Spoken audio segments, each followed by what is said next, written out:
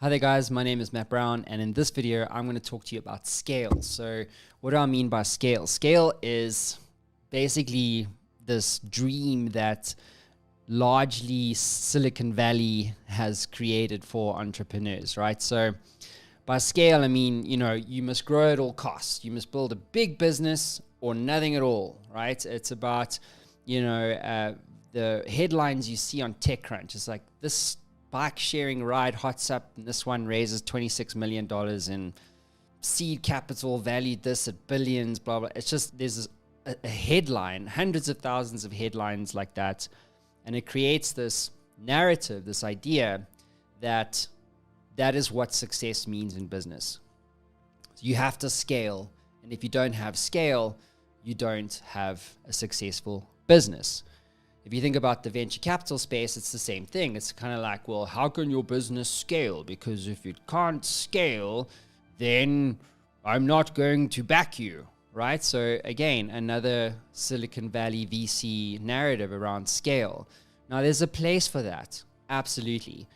But let me tell you this, for every one of those headlines in TechCrunch and around the world where all these startups are raising capital, crazy amounts of money, there are hundreds of thousands of entrepreneurs with crushed dreams that never made it because they thought that scale was essential to be successful. Now, I can tell you firsthand that you need to think very carefully around, what does scale mean for you? What does scale mean for you? And why do you want that type of scale? If you say to me that you want $1 billion business with 1,000 employees, why do you want that? Because it's worth $1 billion? That's a shitty motivation, right? Why do you want that? Because it's okay to have a business that doesn't scale. There are thousands of businesses that nobody's heard of that are sustainable, that are turning over new growth every single year in an organic fashion, not a hockey stick like the tech startup story, right? But they're growing they're growing nicely, linear growth, top line revenue growth every single year, no problem, and nobody's fucking heard about them, right? But they exist. Bo Burlingham literally wrote the book about this, right? Small Giants. I highly recommend checking out that book. Now, do you want a giant just for your ego? Do you want a giant business just because you think without a big business, I'm not going to be successful? Or would you be okay if you just had a business that was a small giant, that was growing every single year, that was sustainable, turning out $1 million in profit a year? Would that be enough for you? And these are the things that need to be thought about.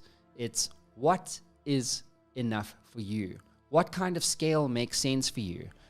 Now, when I try to scale my business, we had grown exponentially and we grew to about 50 staff, and I hated it. I was like, oh my God, I got a 50-person business. Now suddenly I have to deal with cultural stuff, people stuff, and generally the problems that come along with a business scaling to that level. Now, I learned for me as an entrepreneur, Matt Brown entrepreneur, if I can't have my entire team around my house for lunch, it's too big. It's too many people. So I don't want a big business with lots of people that's capital and resource intensive. What I want is a small business that is turning over millions a year. That makes more sense for me. That makes more sense for me because it makes me happy. It makes me know that I am fulfilled. I get excited about coming to work today because I know that I've got a great business with a small team turning over millions a year. So that's what matters to me. So I'm saying to you, what does scale mean to you? What is the right type of scale? Because it's not everything for everyone. There's no one size fits all narrative about scale. It's a very personal, very subjective thing. And so that is what makes an entrepreneur successful, because sometimes when you start scaling a business, it can actually die. So you get different stages of a business. Typically you have, 15 people, 50 people, and 150. Those are typically the stages. So once you get to 15 people, you now need to try and scale it to 50. And if you don't scale it to 50, and let's just say you have 30 people, it will wind up going typically down to 10 or 15 again. Same thing applies from 50 to 150. If you can't get it to stay at 150, it will oftentimes wind up going back down to 50. And at each stage of the growth of a business, it changes everything. You have, let's just say you go from 15 to 50. The original 15 people don't like the culture anymore because everything's now becoming formalized. There's corporate, there's policies, there's processes. It's starting to change. It's not the same fun, happy-go-lucky, startup that it once was. And then once it gets to 50 and then to 150, now suddenly it's at a scale where you as the founder need to question whether or not you're the right type of CEO to stay.